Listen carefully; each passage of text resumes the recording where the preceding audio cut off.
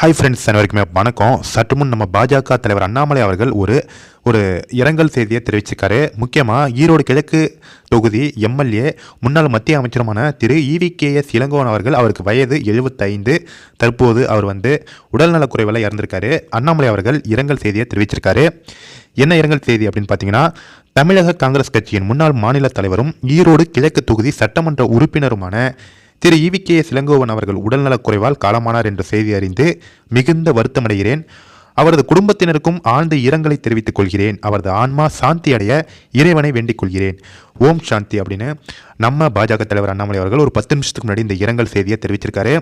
சமீபத்தில் ஈரோடு கிழக்கு சட்டமன்ற தேர்தலில் இடைத்தேர்தல் வந்தது. பல கோடிகளை செலவு செய்து அங்கு காங்கிரஸ் EVKS இளங்கோவன் அவர்கள் வெற்றி பெற்றார் அப்படிங்கிறது குறிப்பிடத்தக்கது. இதில் மாற்று கருத்து கிடையாது, இதுதான் உண்மை. கடைசியில் இவருமே தற்போது உடல்நலக்குறைவால் இறந்திருக்காரு.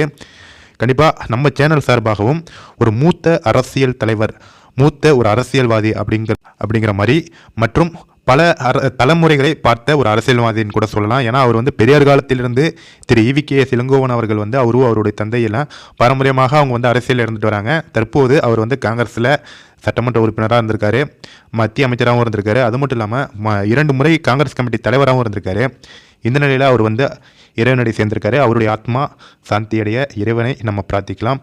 கண்டிப்பாக இந்த வீடியோவை எல்லாருக்குமே ஷேர் பண்ணுங்கள். நீங்களும் அவருக்கு ஆழ்ந்த இரங்கலை தெரிவிக்குவதாக இருந்தால் நமது சேனல் சார்பாக கமெண்ட்ஸில் நீங்கள் தெரிவிங்க. இந்த வீடியோ எல்லாருக்குமே ஷேர் பண்ணுங்கள் ஃப்ரெண்ட்ஸ். தேங்க்யூ.